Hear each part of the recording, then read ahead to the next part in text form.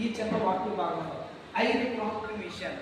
ఒకటేమో తరచుగా వచ్చింది, రెండేమో అడుగుచూ వచ్చింది, మూడేమో తొందర పెట్టించు ఉన్నది, నాలుగోది ఏంటండి రోజాడింది, ఐదోది దేవాలయాలు అంటే అర్థం ఏంటంటే ఈ న్యాయాధిపతి ఇక్కడ బైబిల్లో ప్రస్తావించబడిన న్యాయాధిపతి ఎలాంటి వాడండి? దేవునికి భయపడడు, మనుషులను కూడా లక్ష్య పెట్టడు, అలాంటి న్యాయాధిపతి ఇక్కడ బైబిల్లో మనకి ఒక ఉపమానంలో కనబడుతున్న న్యాయాధిపతి. మరి మన సంఘానికి, మన మందిరానికి, ఈ దైవ సన్నిధికి, అదేవిధంగా మన యొక్క వ్యక్తిగత ఆత్మీయ జీవితానికి పరలోకమందు ఒక న్యాయాధిపతి ఉన్నాడు. దేవుని స్తోత్రాలు.